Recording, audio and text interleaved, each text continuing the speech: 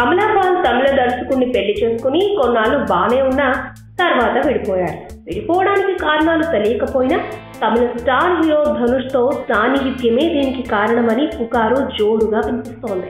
Recent గా Suchi leaks వ్యవహారంలో కూడా ఈ జంట పేరు బాగా వినిపించింది.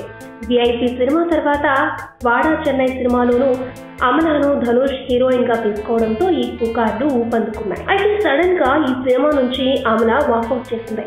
ఆమె స్థానంలో మరో హీరోయిన్ కోసం చూస్తున్నారు. అమలా సడన్ గా ఈ సినిమా నుండి ఎందుకు తప్పుకుంది అనేది తెలీదు.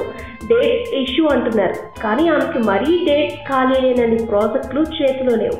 వీరిద్దరి పేర్లతో జరుగుతున్న రచ్చ దృష్టిలో ఉంచుకునే ఈ నిర్ణయం తీసుకున్నారని, అమల కూడా సానుకూలంగా స్పందించిందని గుసగుసలు వినిపిస్తున్నాయి.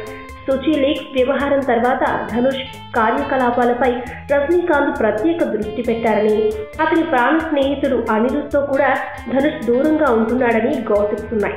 మొత్తానికి సుచి లీక్స్ రేపిన కలకలం తాలూకు ప్రకంపనలు ఇంకా కొన్నితో కనిపిస్తూనే ఉన్నాయి. ఈ వీడియోపై మీ విలువైన కామెంట్స్ ని మాతో షేర్ చేసుకోండి. అండ్ ఇంకో విషయం, సబ్స్క్రైబ్ చేయడం మర్చిపోకండి.